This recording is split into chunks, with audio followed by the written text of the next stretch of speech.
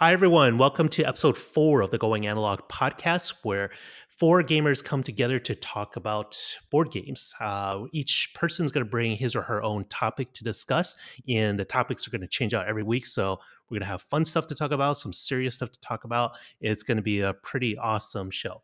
I am Shu. I am your host for this episode, and my topic is going to be something that I used to talk a lot about when I was a video game journalist, which is ethics in journalism. So this is about ethical workings, the way you work around doing board game media, whether that's coverage or reviews, and what should people do, what shouldn't people do, and that sort of stuff.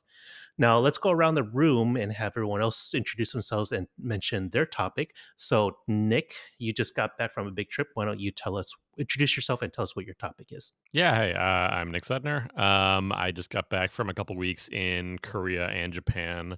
I was out there to give a talk, but I spent the Japan half of my trip sort of exploring Tokyo and really trying to hunt down a lot of Japanese board games that were on my list and just sort of get more experience with the scene there and the different shops and such. And it's sort of fun digging around. So I'm going to talk about that adventure. Yeah, and you did this is sort of almost a part two because you talked about your Japan gaming adventures. So I'm excited to see what you did now because you went kind of crazy. I did go crazy, and I can't actually talk about having played most of the games yet because I haven't gotten to Yeah. that part, but I can definitely talk about hunting them down and finding them.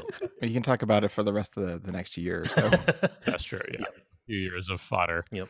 All right, and then you just heard from Mike. Mike, introduce yourself and tell us your topic. Hey guys, this is Mike Zipkin. I finally have a good sounding mic, I think.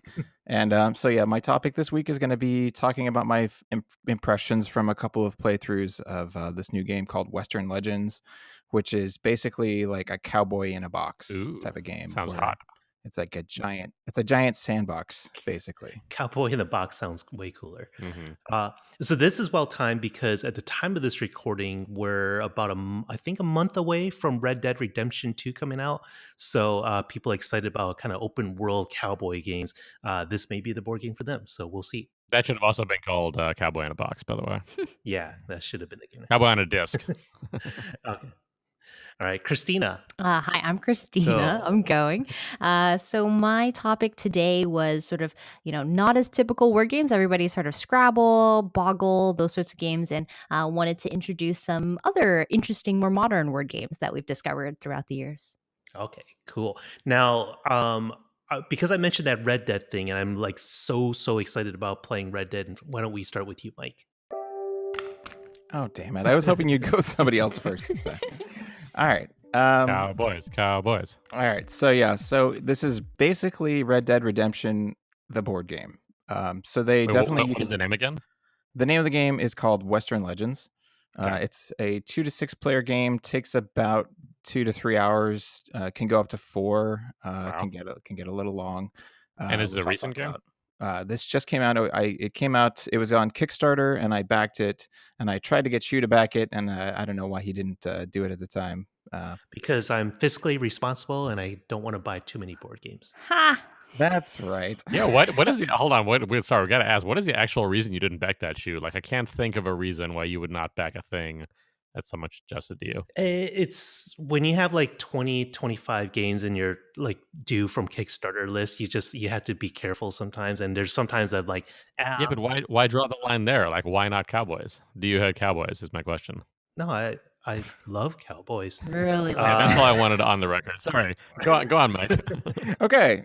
So this is about okay, let me just start over. So the whole goal of the game is to hit a certain amount of legendary points, which are their word for victory points. And so you're just trying to become the most legendary cowboy in the West. And so there's tons of different characters from classic, Western mythology of, like your Butch Cassidy, Sundance Kid, Jesse James, Wyatt Earp, like every single major character from those stories. Annie Oakley, there are women in there too. But every major character that you've ever heard of as a cowboy is represented for the most part.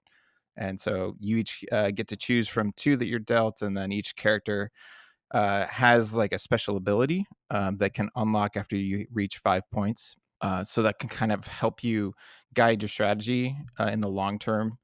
because some of those abilities might be like you always lower your opponent's poker score by 1 if you face them in a duel, and I'll get into like how that works. But basically, most of the gameplay revolves around this poker card system, where there's a deck of 52 cards, and each card is exactly as you would find in a poker deck. It's every suit, every card, except the cards have different abilities. And so, like, the cards at the top of the bottom of the spectrum tend to be the most useful ones, and the ones in the middle are kind of like reaction cards. And is it all a card game or is this a board game? It's a board game. Okay. But the cards are the things that you tend to use. You have a hand of 5 cards unless you take wounds, and so you'll lose a card for every wound you have. But the cards kind of drive everything in this game. So yeah, the way that it works is that you'll tend to play a high card against somebody else when you're trying to first, for example, kill a bandit or face them in a duel. Like if I land on your space with you and I say I want to duel you, we each get to play 1 card from our hand, and whoever has the highest card after all of our bonuses that come from our weapons or from our special abilities come into play, whoever has the highest card is the winner. And so the loser will get to draw a card. So it's actually not too bad to lose, and you'll take a wound, and then the winner will either, take your money if they robbed you or arrest you and put you in jail. So there's all kind of things that the whole card system works to sort of carry. That combat stuff sounds a little bit like Rising Sun or something, where you enter you sort of trigger a battle, but there's lots of variables that can happen, so you don't really know where you're going to net out at the end. Yeah, there's a lot of factors. It's not too complicated because you can only carry 1 weapon at a time, and each weapon has a standard ability or an upgraded ability. So you're and your character abilities come into play. So it's really only like 4 things, like your weapons and your character abilities, and that's it. And are you? I guess like I'm just trying to get my head around it conceptually too. Are you sort of moving around a board? Like, are you adventuring, or is it all just driven by this card system of getting in different fights essentially? But yeah, so the whole board is like an open west sort of representation. There's 2 different asymmetrical towns that you can explore, and you can go to a store and buy stuff, and then you can head out of town whenever you're ready. And so outside of town, there are 2 ranches in each corner. There's 1 ranch in one corner and 1 in the other, and you can pick up cattle tokens from one and take them to the other one, and that's a good way to actually raise your outlaw level, which I'll get to. Or you can go to the gold mine and mine for gold and get victory points by taking those to the bank. Or you can go fight bandits. There's 6 different bandit hideouts. So if you want to be if you're a sheriff or a marshal, I should say, and you want to take down bandits, that's one way to do it. And so you can climb up the marshal track. Or you can also always, like I said, arrest people or duel them and also go up the victory points that way. Now, are your roles predetermined, or do you get to sort of decide that as you play? It's completely up to the player. Oh, okay. Um, your character ability might sort of point you in one direction, but at any point you can change direction and decide you don't want to go up. You don't want to be a bandit, maybe you're an outlaw. You want to be a marshal. So the cool thing, yeah. So the 2 most important parts of the board or the game itself are these 2 tracks: the outlaw track and the marshal track. So each one has 3 different tiers that you go up. And so the difference is, if you're going down the outlaw track, you will get victory points awarded to you at the end of every of your turn. So if you're on the first level, first tier, you'll get 1 point at the end of your turn. If you're on the next level, you get 3 points at the end of your turn. If you're like really wanted, you'll get 5 victory points at the end of your turn. But that really incentivizes other people to arrest you. So you have to be really careful as you push your luck to like make sure that you have good cards in your hand, or else people are gonna duel you or try to arrest you, and if you don't have good cards, then you'll get knocked completely off the outlaw track and go back to 0. So we have a question from our Facebook page from Drew Taylor. He's like, he knows it's a 2 to 6 player game, right? And he's like, it sounds like the kind of game that probably should use more players, but he's wondering, does it play well at a 2 or 3 player account, or even solo? Is there solo play? There is not solo play. That wouldn't work. I would definitely say we played it at 3 players and at 5 players, and I'd say I definitely preferred the 5-player game, even though it took a lot longer. The 3-player game was fine, but we found that the marshal track was not as realistic to go down if there's fewer players to arrest. So basically, if you're if you're an outlaw, you're just trying to stay away from the good guys. And if you're a good guy, if you're a marshal, you're basically just trying to arrest other players or go after bandits. And maybe it's because my buddy Steve, who you guys know, maybe he just wasn't a very good player. So maybe he just didn't attack the martial track the way he could have. But I think that was our general impression, was that it's a lot easier to be an outlaw in a smaller player count and succeed. I wonder if Drew just like is desperate to fill this month before Red Dead. It's like, what open world cowboy stuff can I play by myself for several hours? Yeah, we did see it at Gen Con as a preview, and it was like, it looked great. I remember us thinking, like, I'd be really interested in fiddling with it, but it did seem like really big, really involved, and I'm glad Shu was so fiscally responsible this one time. Well, this is an expensive one to try to fill it with, because if you didn't back it on Kickstarter, it's like $120 at this point. Whoa. So, But now after hearing Mike talk about it, you want it, right? No, I'd want to play his copy. I don't really know how I feel about playing as sort of historical or fictional cowboys. Just like a named cowboy. Sort of how in Tales of Arabian Nights, like you can play as like Aladdin or Scheherazade, and I never really understood that concept of that part of the game, because it's really about forging your own path and making your own decisions and building your own character. So it's sort of weird to me to start with a predetermined template. And it sounds like sort of some of the powers that go with it here are part of that decision, but that it just seems like weird to me with those sorts of games, almost like it's I don't know, like a confidence thing, where they don't trust people to enjoy making their own characters and need to give people something to latch onto from the start. I don't know. I haven't played it, but I'm never sure how I feel about it. yeah, I don't really agree with you. I don't really agree with you on this example, because the characters are only so important as to like help you decide which direction might be best for you, but you don't necessarily have to stick to that. Like That's what I mean. If you're gonna make your own character anyways, why even give it, like, if that character isn't coming with a specific, like a very specific path through the game, just start from a blank slate and let you like be your own cowboy and not sort of tie you at all to something. Yeah, but I don't want to sit there and decide, what my cowboy name would be. I kind of just want to role Oh play man, come as on. That's I. like that sounds like the best thing about would be the best thing about the game. No, I think the best, like, I just want to jump into Jesse James's shoes, or why I want to be Wyatt Earp or Doc Holliday, like these cowboys that I've known and heard about, and I want to, inhibit their shoes as much as I can, and find out what kind of like how I can make them the best cowboy. Well, your name is Zappy Zipkin, so I'm sorry. I don't think so. Cowboy name. All right. So, bottom line, Mike, did you like it? I mean, it's pretty obvious I liked it, I think. I really liked it. It's just funny because when I brought it out the last time, as soon as we finished our first turns, Jess and Dave were both searching online for where to buy it. Because Oh, yeah. it just has like a very accessible feel to it. And you can easily just jump in and get started and feel like you're arresting bad guys and playing poker and just up to no good, or just being a good guy. Like, it just kind of lets you live out those fantasies really in a really fun way with your friends. And I think components and everything are pretty nice for an expensive game. It is, yeah. The components are okay. It comes with minis, and it comes with like really nice cards, with whatever you call that finish, The linen finish. linen finish. Yeah. So like the cards are really good quality, and just everything just works really well out of the box. And the more you play it, the more you get into it. I mean, I upgraded my components, of course. So I have poker chips instead of card money, and I have bullet shells instead of little cardboard tokens for the wounds. But I just want to also add a couple criticisms. The game can feel really slow when it's not your turn, because you're just sitting there waiting for your turn to come back around, basically. And that can take a long time because there's so many options. Every player has to decide which, what's best for them at that moment. So but there are some really nice, player interaction possibilities with, obviously the dueling. If somebody tries to duel you or rob you, that's pretty fun. And if somebody tries to duel or rob, the bank, the player to their right will play as the bank guard.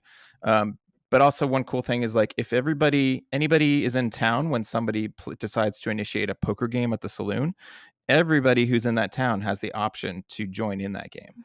So if they want to, they could just ante in $10 and then play cards as well, That's cool. and they could possibly win the pot. So yeah, it's a cool way to do it. One other question actually is how much like narrative is there in the game? Because again, I was sort of picturing Tales of Arabian Nights a little bit, just in terms of moving around a world and making decisions, and being cowboy-y. But like, are there stories that are told in the game, or is it much more sort of mechanical than that?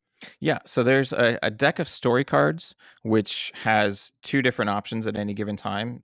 At the end of your turn, you'll check to see if you completed either of the objectives on either of these cards that are called story cards. And if you did, you put one of your tokens on it. So examples of that would be got into another fight with another player that turn, or you ended your turn outside of town. Hmm. And so as soon as the prerequisite number of tokens are on that card that fulfills it, the person who fulfilled it will flip it over, and it'll have some flavor text, usually well written, like pretty good stuff, and it's in that sort of southern drawl, sort of cheesy Right. cowboy lingo, but it does the job to sort of bring you in. It definitely doesn't tie the story together in a cohesive way. It's just kind of the randomness of like the deck. You're just drawing cards, Right. whatever story card you complete, but it can add enough flavor that you feel like each game you play is a little different, Cool. and there's a lot of variability in this game, so it's got a high amount of replayability for what you're paying for. So after the 4 hours, did those guys want to keep their order that they put in after that first round? Yeah, they did. Jess was still on the fence even like 3 days later. He was like, I don't know if I can pull the trigger. No pun intended. All right, cool. Well, that sounds cool. I'm excited to try it. Christina, if we don't see Mike though, we don't live near him anymore, so we might have to get our own copy. No, it's okay. We'll figure it out. Yeah, sounds like you should have backed the Kickstarter. All right, Christina, why don't you go next and talk about your topic? Yeah, so I love words. I love reading them. I love talking them. I like hearing them. So, and I like have this weird anagram ability that I wish I could monetize. So I really like word games, and especially in the past few years, I think that there's been some really interesting versions of word games that have come out that are beyond, just Scrabble, which is still a great game. But I just wanted to talk about some word games that people have liked, and we also have Nick here with us, and he at one point was a competitive Scrabble player. So This is true. I figured that would be a fun topic to discuss. And we're sort of, I mean, we talked about sort of gateway games, and then sort of what lies in the ocean of games beneath the regular living room games, and it sounds like you're going to do the same sort of, not gateway per se, but like the ocean of things that lies below the living room word games that we all grew up playing. I think so. Yeah. I mean, there's been some fun recent news about the Scrabble official dictionary updating a little bit. So there's some game changers there with some more two letter words, and Zen counts, and some weird things like twerk. I think twerk is now in the dictionary, so that's exciting. But like new two-letter words for Scrabble is huge. That like completely changes the game for anyone who plays it like even quasi seriously. And I don't think there's been many in the past like decade, so that's pretty huge. Yeah, exactly. So I mean, I always thought Scrabble was really interesting because beyond just playing some fun words, you actually really have to strategize placement and where you're going to hit those double word scores, things like that. And it's not so much about just building really big words, but I like to show off. So one of the games that I played recently that I really liked, where you could make super big words, was Wordsy. And so this game is from Gil Hova, who's done, I think, The Networks and some other things like that. But I like it as a really flexible word game. Has anybody else played Wordsy? Is that the one that you guys showed me post Gen Con, or is that something else? Possibly. Probably. Probably. I really liked it. Why don't you describe it, Christina?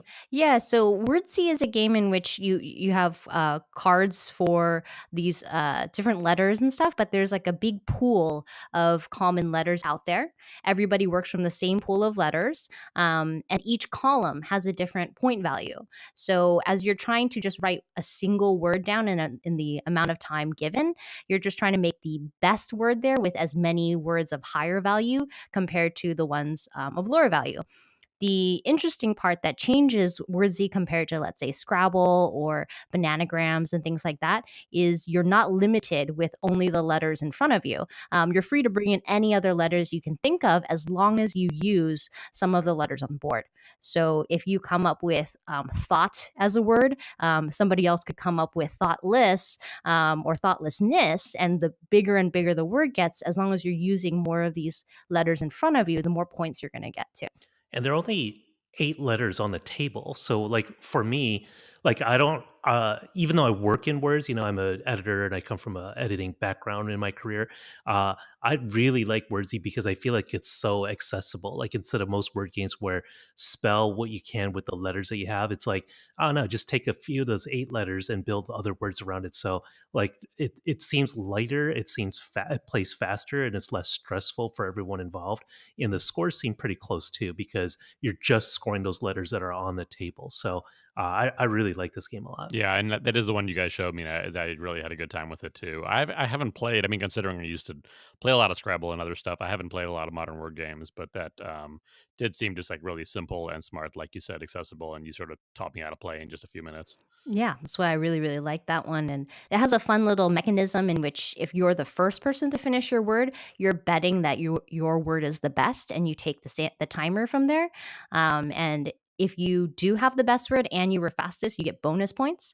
But if you were fastest and you didn't have the best words, other people get bonus points for beating you. So it does sort of encourage you to go quickly and risk a little bit if you think you've got a good word. I think it also felt like it, from what I remember, put everyone on a little bit more of an even playing field. Whereas, like, typically, I mean, usually I'm like, I would be the best person in the room at a word game unless I'm playing with you, Christina, and then I know you're the best. But I feel like in this game, it's nice because it still takes into account, like, if you know the other players a little bit, then you can have some degree of confidence if they're going to find or think of a better word than you, or if you just want to wrap it up quickly. But I feel like we were close. We were both closer to shoe than usual. Wait a minute. That's a good review of that game. Yeah, I'd say so. All right, thanks. But Do you guys still play a lot of paperback at all, or hardback? yeah, so that one was one that I wrote down too that I want to discuss because we own paperback, and I didn't back hardback because on paper, I thought I'd really like paperback. That was an awkward sentence, but it was, it's supposed to be a deck building mechanism plus word making. So I thought, oh my God, paperback's going to be amazing. But I found the rhythm of the game a little bit slow, and it has that dominion mechanism where you end up having to buy points and they clog up your hand, which I just really didn't like. So I was, not that impressed with paperback, so I didn't back hardback. But we did go and play Joe's version, Joe's edition of hardback, and I feel like it fixed a lot of the problems I didn't like and added a lot of comboing that I like in deck building in general. So personally, I really like hardback over paperback. Yeah, both those games are basically you're building a pool of letters to play from your hand, right, Christina? Mhm. Instead of a pool of words that everybody shares, as in Wordsy, you might have some things where you can, buy some letters to make future words. I think hardback rewards more of a strategic way of building up your hand, as there's also suits and sort of factions of cards. In this case, they're genres of books, which is really great. And so when you combo them, they give you extra powers. The really nice thing about hardback also is you're not stuck with particular letters. Every single card you have in your hand, you can flip over and use it as a wild letter. You don't get any powers from it, but it still sort of frees up the playing in a way that I like, that Wordsy does also. That is a great way to solve the problem that I had. Yeah, it sounded like you and I both had with paperback, which was the wilds were just kind of pointless and like Yeah. clogged up your deck. But yeah, there's another one that I kickstarted called Movable Type, which I brought to the last convention that we have, and I really didn't like it. So for anybody out there, this one's like it's like a drafting word spelling game. So everybody has, like a handful of cards, and you have to draft them. So you might have a word in mind that might that you think you can spell, but then by the end of the draft, you're just stuck with nothing. So, and for people who spell a good word, whoever has the highest scoring word, they get to keep more cards from the previous word, and so you get to keep Mm. cards and sort of like, so it's kind of makes it impossible for you to make a comeback once you fall too far behind. So Just sort of snowballs. I think I played that when you brought it a while ago. yeah, I everybody after we started. played it, like we played like 3 rounds of it, and we weren't even done, and everybody was like, yeah, I'm okay. Let's play something else. So kind of the death sentence for a game like that. And I think a really interesting sort of more like a new game that came out during Gen Con also. And Chris Chung, the designer, did call us out on Twitter and mention his own game, which I think was great.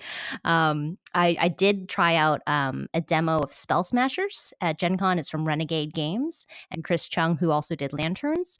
And after I played that, well, actually in the middle of my demo, I sent Shu over to go and buy it.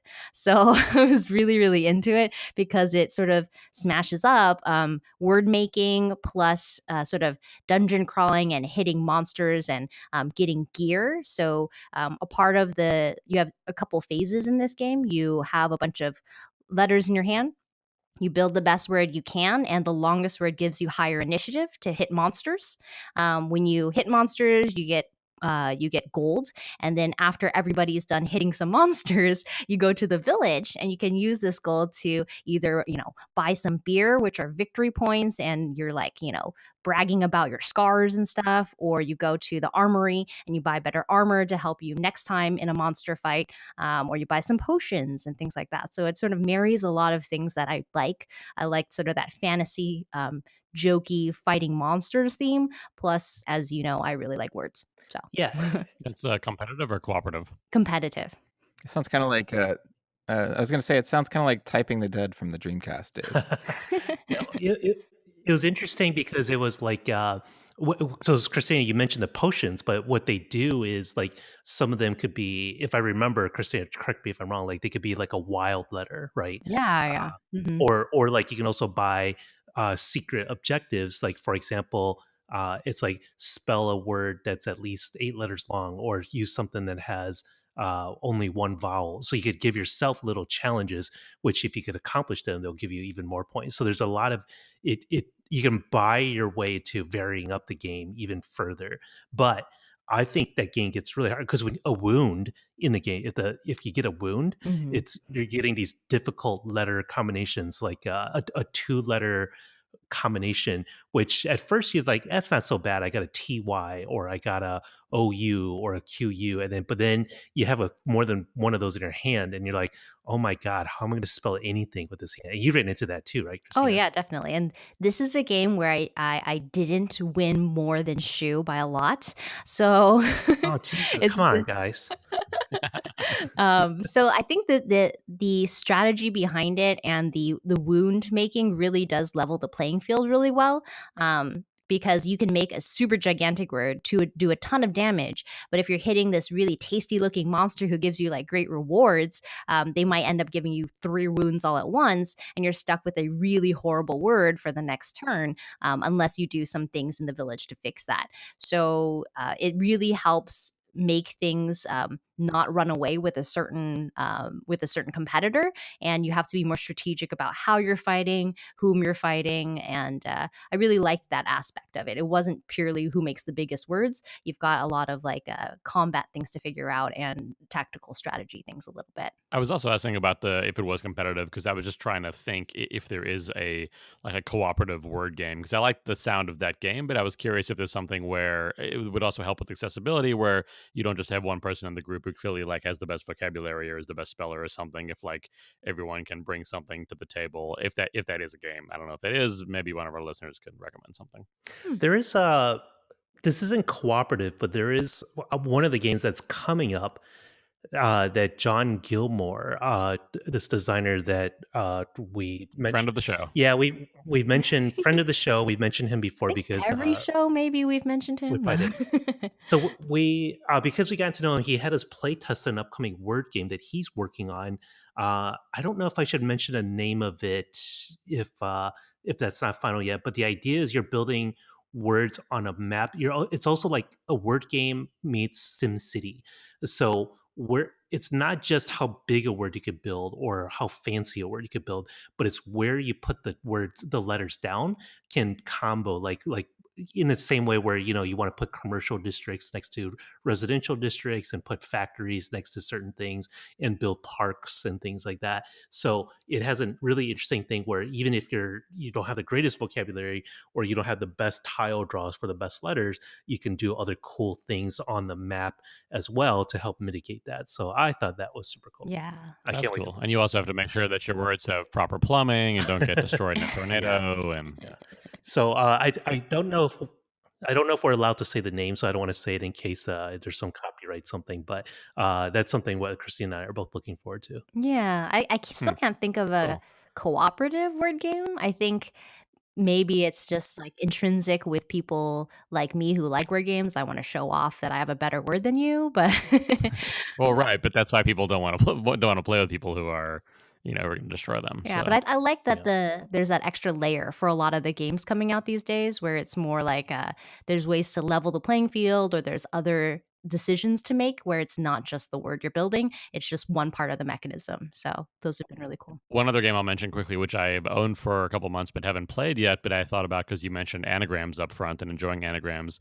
There's a game, or a game called Pankatsu Factory by Itten Games, who did Tokyo Highway and Here Comes the Dog, a bunch of cool Japanese games. They only have like 5 games, but Pankatsu Factory, I guess, originally was sort of based in Japanese language and script, so it took a while to like figure it out for English. But basically, how the game works is one player gets 12 letters to create 3 4-letter words, and then scrambles it up and gives it to all the other players, and then it's up to the other players to find what 3 words they made and recreate them like the fastest. Oh, That's like my very high level understanding of it, but it sounded pretty cool.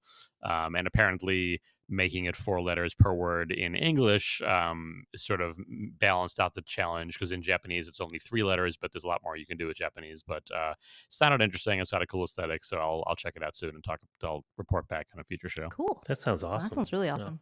Okay.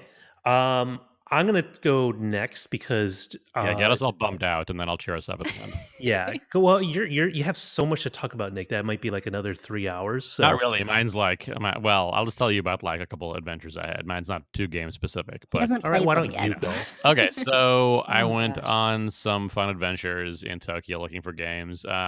That was sort of a lot, a lot of my reason for going to Japan this time, which sounds crazy, but I think I mentioned before, back in May when I was there, I wasn't there primarily for games, but I sort of got the bug for hunting down rare Japanese games just by discovering some randomly in like storefronts and such. And I went to Yellow Submarine, which I'd been to before, which is sort of the biggest chain there. There's a few in Tokyo and one in Kyoto. And so this time, like I said, I went to give a talk in Korea and then just took some extra days to go in Japan. And I had it in mind that I was going to spend like a day or two properly like hunting down games. And that sort of turned into like most of my trip. Like almost every day I spent at least some time sort of going on the hunt. And I wanted to go a level deeper than Yellow Submarine. There's a bunch of other stores there. So Yellow Submarine is great, but that's sort of the store that will have a lot of the newest stuff that's released. And sometimes you'll find some older, slightly rarer things. But there's a couple other chains, one called Surugaya that has at least 3 locations, or maybe 2 that have board games in Tokyo, that have like just a massive used game section. And in Japan, people take care of their things, so used games are in great shape typically. And so they have just like like hundreds and hundreds of games, both like large games and like small box games to just go through, and it's super fun because you don't really know much about them. And I did have a list of things I was looking for, but also I was just looking for things with like great art or weird names or whatever. And as long as it's not super rare, it's pretty affordable too, again, because it's a used section. So that was super fun. And there's a whole bunch of different places that I went to. There was a bookstore called Shosen Grand or Grande, which I went with my friend Mare, one of the developers on the video game N++, and we did a lot of adventuring. And so we went to this bookstore thinking like, oh, this bookstore supposedly has some games. We'll look at some books. And we sort of kept getting a layer deeper into the store and finding more and more things until we found sort of a whole hidden layer of games behind other books and games that you had to like slide out the way and like look one shelf deeper. And they're just weird things like that that sort of I hadn't had that experience of like digging for something at retail in a while. That's really exciting. And so I bought a lot of things. I bought some games for friends, but I ended up buying 42 games for myself, which sounds like a lot, and it is a lot, but at least a lot of them are pretty small, mostly small and some medium box games and like one or two large boxes. So I was actually able to fit all those games in like one large duffel bag that I had to buy to ship back. How much did you spend? I don't know. Under $1,000, probably at least a couple hundred. Because there were a couple like prized items, and I figured I'm not gonna do this regularly. I mean, I try to go to Japan every year, but this will be my, my sort of splurge for a couple years in board games at least. Well, and And there were some specialty things like, yeah, go ahead, Mike. I was going to say, you finally found the crown jewel of your Oink collection on this trip. I did. So I've been collecting all the Oink games, and I knew Stamps was out there somewhere. So they did a version of Stamps, which is basically they've also done a version of Modern Art, and Stamps is also a version of Modern Art, but it comes in like this really pretty long box. It looks different from the other Oink games, which I talked about a bunch on one of the earlier episodes. And it's on the geek market for like $500 to $700 if you want to have it like shipped from China or something. But they had a few copies at one of the Surigaya locations that were like $100 ish US, 110. Which I don't actually buy a lot of games, partially because I don't have space for games, and this is like still a relatively smaller game, and I figure it's like buying two sort of like full size new releases. And I'm super happy to be a step closer to completing the collection, although that's actually not even the hardest Oink games to find, but it's nice knowing that it was out there and tracking it down. And actually another Oink game that I was happy to find, this is sort of the most fun adventure. There's a store called Board Game Cube in Yokohama, which is about an hour train south of Tokyo, sort of right on this bay. And I just sort of stumbled across it, just Googling like used game stores in Tokyo, and someone said, someone was looking to sell games, and they were like, oh, you can go sell games and I guess buy games at this place in Yokohama. And there was very few details. It was like some guy just like dealing games out of his studio apartment or something. And it was really intriguing though. And there was a Google listing that had hours, so I was pretty sure it was open. So on one of the last days, I got on the train, took this hour train down to Yokohama, which is beautiful anyways, and like followed Google Maps out the train station and found my way to this apartment building that sort of matches the Google picture and location. It's not quite precise. And then I walk into the apartment building, and there's like in Japan you'll find this a lot where there's like sort of like business listings on a directory once you get inside. But again, this was mostly apartments, so I still was able to find it. Like found the name, went up to the third floor, went down this hallway, very plain, no one else around, and then found this little door that was cracked open with like light coming out of it, and had this really cute little sort of a boat and a dice figurines like on a little thing by the front door, and it said Board Game Cube, and went inside, and there's a super friendly guy, and it is like a tiny, a very small apartment, very Japanese, like small studio apartment, and it's just packed wall to wall with games. And I'm holding his business card right now. His name is Uchida Satoshi, and he's on Twitter as well. Maybe we can link to that. But it's just this guy that I guess buys and sells games, and it was fun because he had a ton of shelves of stuff and a bunch of boxes for me to root through. And a lot of the games, whether it's at sort of a very indie place there or like a Yellow Submarine or other used sections, are a lot of games that Japanese gamers want to import from Europe, definitely, in the US. So it's a lot of stuff that we have easier access to that, of course, I don't care about when I'm there. I want Japanese games, which is like the even harder thing to find at Japanese game stores. But are still a lot of them, especially when you like dig a layer deeper. So I was just looking through all these boxes, found some really cool, funny stuff, and like a lot of the games are really cheap, like $3 or $4 used, I think, just because he'd probably been sitting on them a while and wanted to get rid of them. And then I had a whole list that I was showing him, like, oh, do you have this game and have this game? And I showed him sort of a picture of all the older Oink games, a couple ones that I don't have. And he had said no to like every game that I asked about if he had it. And then when I finally got to one, he was like, oh, actually, let me go check. And he dug through, and he found in a box basically the original Dungeons of Mandom, which is Owen could put out Dungeons of Mandom, the first one, and then I think Dungeons of Mandom 7, which is more recent, which I bought there as well, which is just I haven't played it yet, I don't know, but I think it's like a competitive Well, dungeon crawling there's a reprint in thing. English called Welcome to the Dungeon. Oh yeah, true. That's what it's called here. That's right. So this is the original one, and it was sort of one of their first games. And he found me a copy there, and it was $5. And so that felt like an even cooler find actually than Stamps, just because I had to like take this train for an hour and find this crazy place and dig through all their stuff and like just that experience was really cool. Did you take And I photos had of this guy's place? I would love to I see did, some. Okay, for sure. Yeah, awesome. I'll put some up. Yeah. And then I actually finally just took photos yesterday of all the stuff that I bought, sort of like bucketed it, with overlapping designers or publishers or something, just so I could like get my head around it and start to like document it and find English rules for the stuff that isn't in English. So yeah, it was an adventure for sure. Oh, wait, Dungeons of Mandom, is that the Antoine Bauza designed one? It's put there's some other he might have. I didn't think so. It's got some other company's name actually on the box, but it's possible. Hmm, Yeah, interesting. I'm not so sure. I'm a big Antoine Bauza fan, so. Yeah, maybe. And then I bought a copy of Castle Crush, which you guys may have seen. I think our friend Steven might have one. It's like a dexterity game of like really pretty wood blocks and like building a little city and knocking this big thing to knock over other people's cities, sort of like Rampart or something, which look cool. I got Coffee Roaster, which is the Nice. the large single player game by Sashi and Sashi, which I'm excited to check out. I have that one. It's great. Yeah. You asked about Kamakura collection, right? I think I have one for you, Mike. Yeah, one of those is mine. Yeah. So like, I didn't even know what that was going into it, but you and Tim, I think, requested it, so I got you guys copies, and also like got myself one because it looked cool. Nice. Which, by the way, is like not a light game, so that was like a decent amount of weight for 3 copies. Yeah, I was actually going to wonder. I was asking, like, so where are all these new games going to go? Like, because we've seen your collection. I'm gonna have to get IKEA this weekend and like find a shelf, and my cat might have to lose some furniture because he's got a lot of furniture in our small apartment. So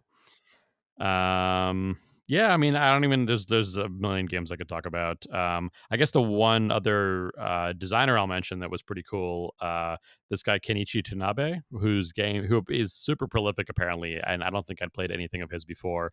I got a few of his games. One was recommended to me called Balloon Challenge, which is a cool simple game. It felt very like Reign of Kinesia, where you have numbered cards in your hand and you can either put the cards down on the shared board in the middle, which sort of starts to add to an inflated balloon. And then it's just about the card count in the middle, or you can keep them in your hand, and they each have values, and you're hoping to sort of have the right amount of air based on their value when the balloon like in the middle is finished. So it's about either keeping them in your hand for their face value or putting them in the center, just counting as one card. It's just a very simple, like clever, slightly mathy sort of thing.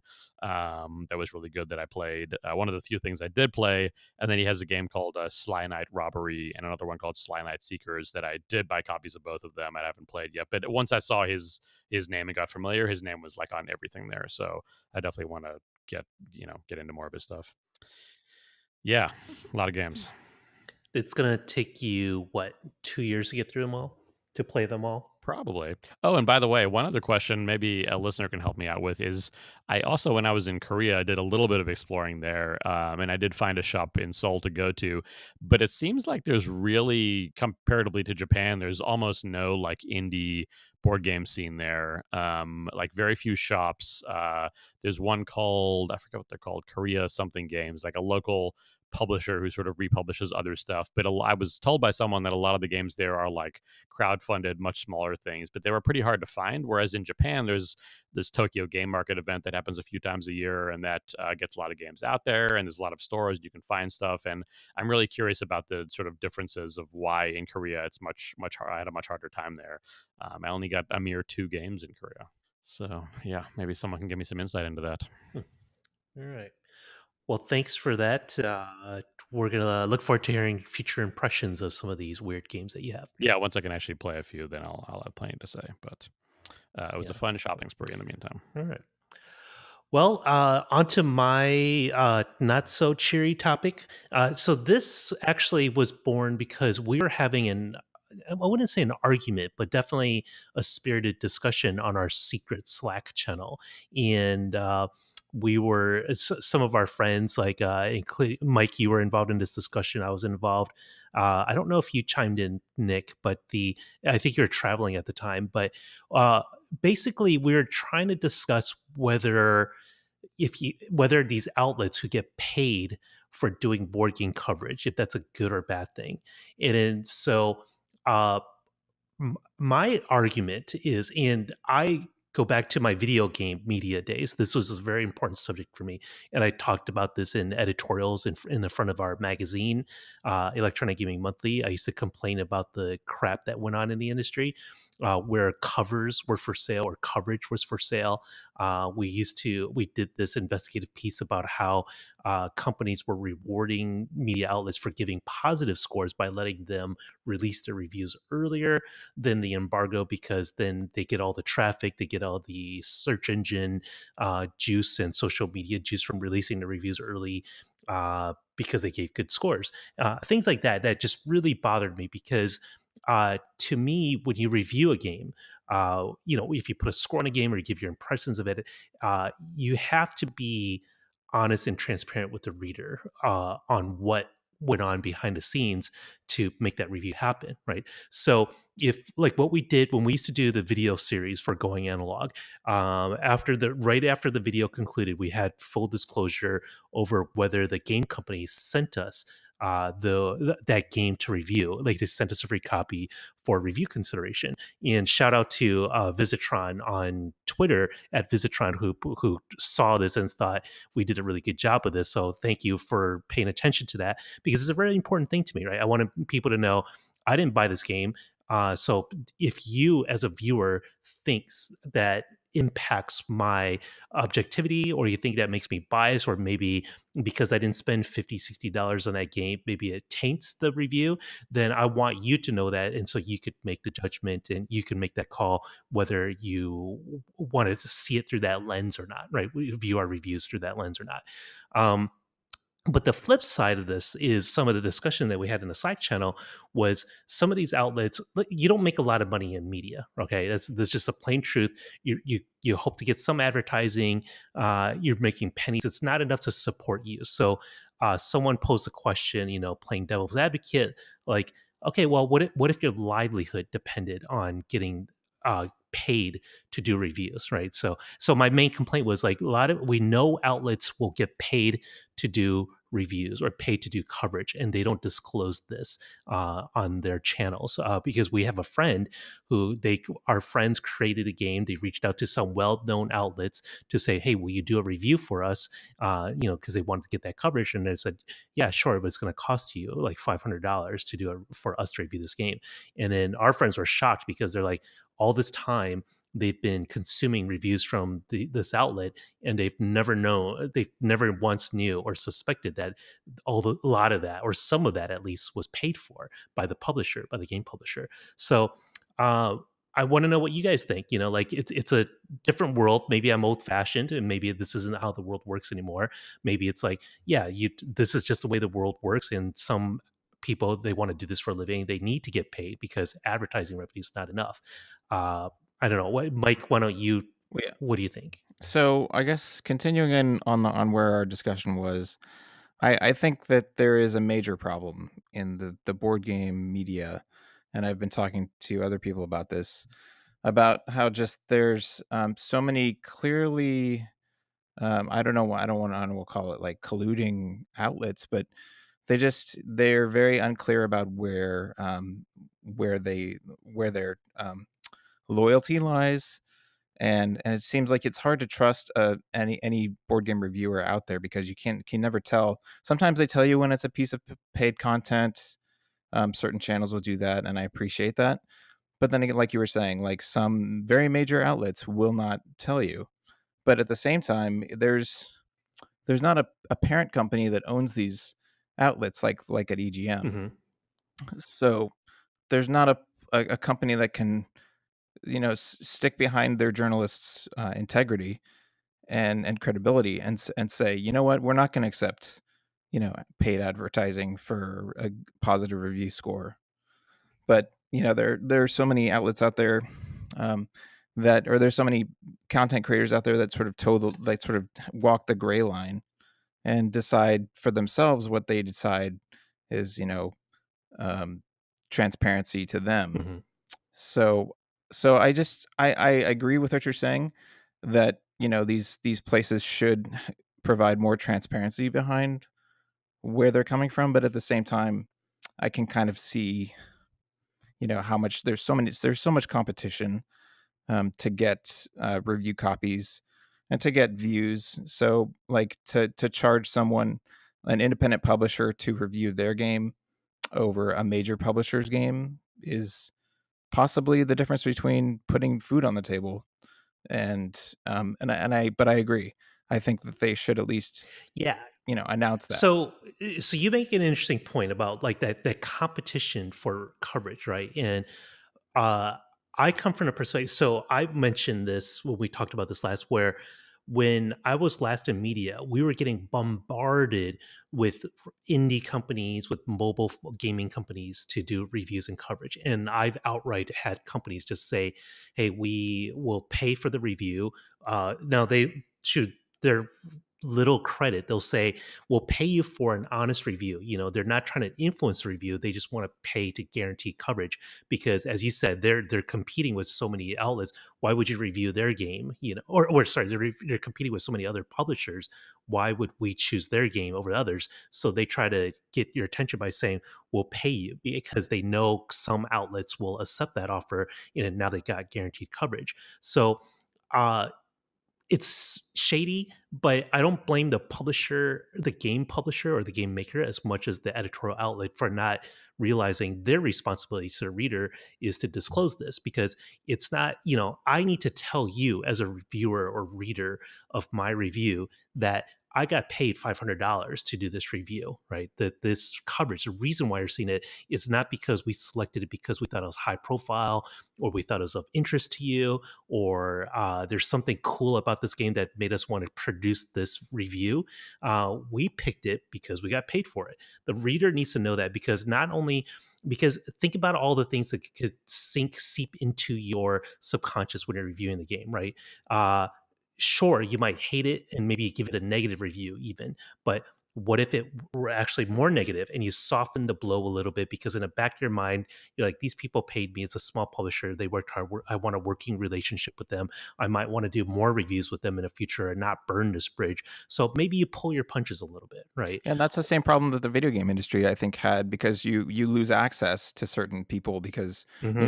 the developers or the publishing partners are friends of yours, and so you don't want to trash your friend's product, but at the same time you want to sort of give the best opinion you can. So Yeah. yeah, you sacrifice that. It's definitely tough. That access is a tough thing too because we've had companies pull advertising because of things that I wrote. But to my company's credit, they don't tell me about it because they don't want it to influence my editorial objectivity. So that's great. And a lot of these smaller companies or people just doing their own YouTube channels, for example, they don't necessarily have that, as you said, right? They don't have a big company backing them up. So, but for me, like rather than risk I'd rather lose the access. I'd rather risk that than to give up my integrity and be dishonest to the readers, right? So I'd rather do something else. If it's like if I can't do this business without being honest to the readers, I'd rather not do the business at all. Now, I will say, all of this said, I'm not trying to be. It sounds very high horse of me to go on this sort of rant, and like I'm friends with people in the industry. I'm friends with people. We've mentioned Jonathan Gilmore, right? I call him a friend and he's a game maker, right? So we're going to inevitably cover his stuff. And we mentioned one of his RPGs on a Kids on Bikes a couple of an episode or two ago. So it's not like I'm the cleanest, quote unquote journalist in the world where I have zero biases and I'm completely neutral and I have no personal relationships with anyone in the industry and I do this perfectly fair and I don't accept free games even, right? So not saying that at all. I'm just saying but you do need to disclose that, right? So if I'm going to cover a Jonathan Gilmore game, for instance, or if I'm going to talk about a game that I've received for free from the publisher, I want to make sure the audience knows about it so they know the background and they know what's behind the scenes there. Yeah, I missed this discussion actually when I was traveling completely, but it's pretty interesting, and I think I'll if I'd probably have more opinions about it if I thought about it a bit more. But I think from the time of board games sort of rising to prominence that we're in now. This has all happened sort of in conjunction with like streamer culture and just the journalistic standard in some sense being different than it was. And in some ways, I mean, if you're paid to do a review, it's like that's almost mutually exclusive with the nature of a review in the first place. So I agree that there's always, there's a lot of sort of like taint and bias on these things. But it is it is that's how it has to be sustainable for so many people. And I think there isn't like an EGM in board game coverage. Never mind any or very few print stuff. So there isn't sort of larger outlets that can be the flag bearers to hold things to a standard, which I think makes it difficult. But I think also from the readers end, like knowing that this is just sort of how things work, um, it's hard to like having any sort of objective review in the first place is hard, but especially now if you're looking for a totally objective board game review, even without payment, I'm not sure that exists. We always had to deal with the issue of people being angry at a bad review, thinking like, oh, EGM gave this game that I hated a great score, but this game I loved a good score, when it was like two totally different reviewers. And that was always a thing we had to say, like, well, no, actually that was that person's opinion, not like the voice of the site. So I guess I'm saying, when you're reading reviews anyway, there's a lot of things you should factor in. You shouldn't take any of this as, total objective gospel. And people have their own biases and opinions they bring to everything. And in this case, it is, I agree that it's stuff you should disclose. But I think it's, a lot of that stuff just isn't made transparent, or most of the coverage I think isn't made transparent to viewers. And I'm not saying it's right, but I think you just have to be very wary of that as a person taking in all this media.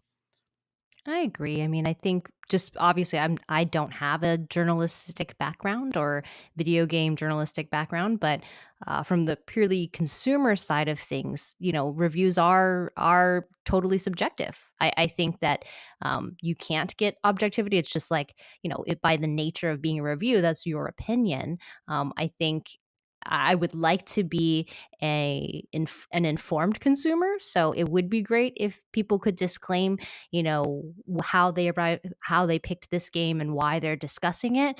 But without that, because of streamer culture, people tend to follow very set channels, very set people. So I think they do get to know what those people's standards are, and you're probably following people you feel that you share similar tastes with. So I think that takes care of some of it, but a lot of it would be a little bit. I think more disclosure would be better in all of those cases, even if it's just a little disclaimer on the bottom of your video, just saying like, you know, by the way, I got this copy for free, blah blah blah. Yeah, and I think that will go such a long ways with the readers. Like I almost feel like if you're inexperienced about this sort of stuff, you're almost afraid to say that. Like, oh no, people will think I'm dishonest, and they almost want to hide it. It's like two things there. It's like one, it's never better to hide it, right? It's like if stuff like that comes out, it just blows up to be worse than if you just were upfront about it in the first place. But second, when you tell readers or listeners or viewers that, hey, this is my business model, this is how I do things, this is how we get paid, this is how I make a living, and some of this content is paid, and here's what's paid, here's what's not paid, and all that stuff, I think the readers will just end up trusting you more. That's true. Yeah, I think the only part of your high horse, though, that I think is a tough thing to stick to is, sort of saying that you would rather not do it than do it without being sort of fully disclosing everything, which I think just not everyone sort of has. I guess they have that option, but it is a luxury to some extent being able to say that. So that's maybe a little bit unfair, I think, but I do agree that like it's probably a smart thing anyways, because your viewers are going to trust you more and just feel more informed about why you're covering what you're covering and the angles that you're taking on it.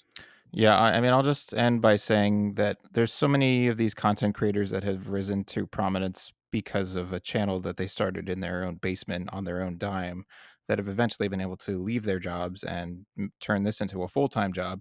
And so they're not really looking at it as you know, such a holy endeavor as it is, it's just more of, they'll try to do their best to be objective and to treat their audience with respect and earn their trust. But at the end of the day, like little friendships that they have, they can't, mention every little friendship that they have with a publisher, or, that if they got a game for free or if it was a paid preview, I think most YouTube outlets tend to announce if it's a paid preview, like John Gets Games and Game Boy Geek. I know they both do it, but even those beyond that, there's so much of a gray area that I don't think you'll ever get that perfect transparency that you would with a Dan shoe. I think it's also just unfortunately, yeah, unfortunately part of sort of the culture that we're in now too is if you're going to spend time focusing anything on a video or review like that, it's like you need to make it attractive or make the first like 10 seconds really catchy, and people are watching it like, as an embedded Facebook video that auto plays on their phone on the subway for a few seconds at a time, and there's like so many challenges you're up against. So unfortunately, I think this sort of stuff falls by the wayside a bit. And I'm not saying that's how it should be. It's just sort of the nature of where things are at, and hopefully it'll, I don't know, come back around somehow. But I think that's another reason why if you're like an indie outlet, you have like bigger problems to think about standing out than necessarily assuming you should just be super transparent and thinking that will benefit you in tangible ways. Even though I think I agree it would in the long run. Yeah, I'm not even saying to do it because it benefits you. Just do it because it's the right thing to do. Sure. Yeah. All right. Well, okay. On that note, rant over. Bummer note. Any quick last thoughts you guys want to throw out there? Anything that you're just it's on your mind? Maybe it's not big enough for a full topic, but you just want to let everyone know about. I mean, how does it feel like, uprooting your gaming life and your friends and like establishing new ones? How's it been going there? It's actually, I think, when we first moved here, it was a little scary moving away from all you guys because we had so many different groups of friends that we could always call and hang out with. In sometimes, as you guys know, we would sometimes play games 2, 3, 4, 5 times a week with some of the same friends, some with different friends. But we're starting. I've made some friends at my new job. Christina's connected with some of her old friends from college who live down here. So now we actually have a few people that we could regularly call on. So that's been exciting. We had like 3 different gaming nights this last week, so that was pretty awesome. And then the only problem I actually just mentioned this to Christina today is 99% of our board games are in storage because we're in temporary housing. So we have just with us the games that we bought since moving here and some of the games we brought with us from Gen Con, which is still a lot, I think, by normal people. Yeah, how many games have you bought since moving there? Right now, I'm looking at about 30 games in our apartment. So Okay. that's sort of, but even then, I'm like, and every week we're bringing the same games over and over. Like, we need to buy new games, and Christina's just rolling her eyes God, at me. a bunch of losers. You guys only have 30 new games in the last 3 months. I Jeez. mean, Nick did it like what, 42 in 3 days or something? Nick's not on trial right now. Yeah, it was pretty impressive, gotta say. But it's cool. We're meeting other friends who are also big time gamers like you guys are. So they're introducing us to new games as well. So that's all. It's all been fun. So there's like a time limit on this podcast as our band-aid while you like move south and need to like slowly let go of all your friendships. So as soon as you establish these new friendships, then you can stop talking to us every week. Nobody's going to replace you, Nick and Mike. Don't worry. Oh. Well, I was just gonna say at some point I'll have to bring up a topic of being a parent and playing board games, because I just read a post on Reddit of some guy crying for help saying he has a 2-year-old and never has time to play games, and I'm right there with you. So you guys don't know the struggle that it is to be a parent and trying to fit in 2 or 3 game nights a week. It's really hard. Yeah, that sounds like a good topic. I can't imagine it because even I'm like a lot of times, Mike, like when I used to live up by you, I'm like, oh, Mike's not available because you have family obligations, right? I'm like, all right, I'm moving on to the next friend, to someone who doesn't have little babies to take care of. So Yeah. that's got to be rough. Yeah, I guess we're just such a burden. You got to hang out with us. All right. Christina, any last things you want to say? No, it's sort of interesting. Like as we're having our some new board game groups down here, I feel like we're in that like uneasy beginning of a dating part of a relationship where you don't want to like hit them with the full effect of how nerdy you are, but like you've got to give them hints because stuff's coming. I think that's where we're at right now. Have you talked about your exes? You're like, oh, there's this guy Nick. He likes all these weird games. Well, I have to, yeah. We'll mention you soon. And we did mention you, Mike, actually. I'm like, because I have a new friend who likes to upgrade his games with components, not just from like official sources, but he'll find creative ways to make his games look cooler. I'm like, oh my God, you're my Mike down here in Southern California. You have Yeah. like a little book, a little notebook you flip open. You're just like you just cross out Mike's name. You're like Oh. and replace. Oh. It's like that Seinfeld episode where I have to find the bizarro versions of all of you guys. Right. No, I think it just shows you that I'm not the only one that likes to spend a lot of money on my components. I Right. dare you to find someone who bought 42 games in Japan last month. Mhm. Found him. You. But we I already found found you. your version. We found Chris Bryan, so Yeah, he's that's true. close Yeah, enough. I gotta meet that guy. We should have him on the show. We should. We should. Ah. All right, Nick. Any last things you want to mention? Nah, I'm good. Okay. Well, thank you guys. Welcome back from Japan, from Asia, Nick. Now I gotta And play some games. and if you do like what you hear, please subscribe. Please give us reviews on iTunes Yep. or on Google Play. It would really, really help us a lot. Like us, follow us on Twitter, Facebook, and all that kind of stuff. And if you have any questions for Shu, you should email him at letters@goinganalogshow.com. He loves answering email. I love getting more And he's emails. overflowing with it. All right. Thanks, everyone.